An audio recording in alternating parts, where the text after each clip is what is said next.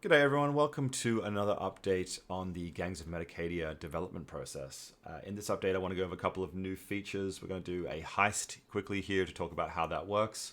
And yeah, we'll just give a bit of a general update. So we've changed the UI a little bit, nothing too major at the moment. On the right hand side we can see the leaderboard that is counting the amount of influence the gangs have. In this current setup here I've got 2 members of the Chrome Serpents and 1 of the Sewer Rats. And we'll have those available on different tabs here, different windows that we can actually utilize throughout this little overview. So we're not going to be utilizing the other 3 gangs. They'll just sit down here for this specific one here. Here I am as a Chrome Serpent member. You can see that we have 4 different buildings. This is not the final place of these buildings. These pins and markers will change. It's just there as a way to interact with the game while we're doing development. So what we have, of course, is the 4 key ones here. So Influence, the Vault, the Recruitment Area, and Venom's Lair, which is, of course, where we perform heists as the Chrome Serpents. And then the other tab that I have open is another Chrome Serpents tab. So we have 2 members of the Serpents and 1 of the Sewer Rats. So you can see on the right-hand side here, we have a certain amount of wealth associated with the 2 gangs that we're going to be using today in question.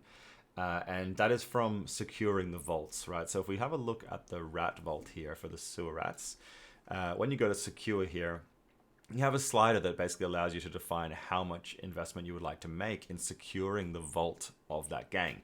So there's an emphasis on everyone working together to secure the vault. And that requires tokens to invest into that security. So the higher the security, the harder it is for a rival gang to successfully heist your gang's vault. And why is that important? Because you don't want to have your wealth taken from you by other rival gangs if they want to perform heists. So heists are a really, really core part of the game. And it's kind of like the PvP element of the game where you can essentially steal tokens from other gangs. And this is where it gets quite interesting because there's lots of game mechanics we can add into this. Of course, behind the scenes, we have essentially a roll of the dice mechanic to determine if a heist is successful or not. But there's many, many other factors that go into it, such as who are the people in the heist and how wealthy they are, how successful they are. Also, how much influence your gang has, how much security your own gang has, and many other factors, right? How wealthy your gang is in general, right? Not just the people who are in there. Many of these factors all go into performing, the calculations on that dice roll, right? So that element is heavily embedded into the success of the heist, and we'll have many other features and items as well that can be included into this that really determine how well you heist and how well you heist individually, right? Like that's a really key piece. So in the case of security is of course the main defense against that. If you're heisting against a vault that's level 5 security, you're going to have a lower chance to succeed on those rolls than you would be if you were rolling against a level 0 or level 1, right, in this case. And so in this case, we're going to be doing a quick heist against the Neon Patrol security level, right? That's level 1, and that's what the rats currently have in this specific game that I'm playing right now. And so let's go ahead and jump over into Venom's Lair on the Chrome Serpents account and actually start the heist.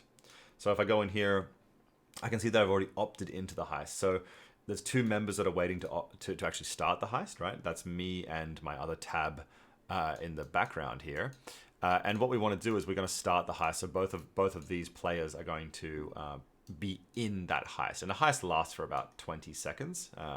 But the process happens behind the scenes. We do all the calculations, and then we store that value on chain with the results as well. So let's go ahead and start the heist, and we'll talk a bit about what happens. I don't know if it's going to be successful or not, but we'll just go ahead and we'll start it, and we'll see what happens. So just signing the transaction there to actually kick the heist off. So both of those players are now heisting. You don't have to be at your computer or anything if you're the other player. Just one of the people in the heist who opted in can start the heist. And then, of course, the stats and weights of those players will be calculated into the whole process. So here we have it that the heist is complete, and we have essentially a box of treasure that has come out of that. So we can open this to actually see the outcome. We don't know what it is at this point until we click this box of what has actually happened. So if we click this, we can see that we had an 85% chance of succeeding against a level 1 vault. And we actually were able to steal 185 MK tokens from the rival gang. And so if you actually have a look at this transaction link here, you can see that this is the whole process of, so it's 41 seconds ago, this is the process of actually heisting against the other gang. and we're able to steal tokens from the gang as well. Of course, you can see here 185. You can see down below that 50% of the stolen amount will be distributed amongst the heist members. So these are the 2 wallets that were involved in that heist, and they actually receive 50% of this amount here. So 185 is the total amount. 50% of that goes into the vault of the gang, right? So that gets taken back to the vault of the gang who performed the heist, right? To sort of benefit everyone in that team. But 50% of that, so in this case 46 tokens each, went to the 2 people that were in the heist. So this actually creates a way in which people can individually farm the token every day, right? So heists are going to have a cooldown, and that process we're thinking right now is around about 24 hours, but it could come down to shorter than that based on items and based on traits of the gangs that you're in. But that allows you to essentially create or farm the token or earn the token in some way, which wasn't there before. And so that's a really interesting, unique way we think that sort of benefits the overall gameplay in that sense as well. So that's a little bit about what the heist is, and you can see this heist is over now. So once a heist is over, the people who were in it go on cooldown, but other people can of course heist against the same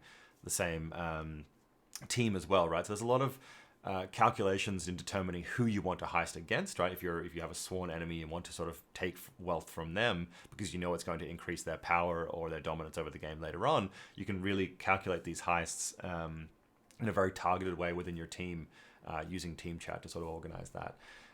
And so, of course, you can pick out on the weakest one, you can pick out on the richest one, or the one with the most to heist from. But there's lots of different thought process that goes into that because you want to make sure you have a higher chance of being successful. So that's a little bit of an overview of where we're at with heisting right now. We think it's a really interesting feature, and we think that it'll only get better as we sort of add more iterations onto the development cycle. So that's a bit of an update on the progress of the game so far. I hope you've enjoyed it. Stick around for the next clip where we'll talk about wars and where we're at with how wars work and eliminations of gangs from the game. All right, thanks very much.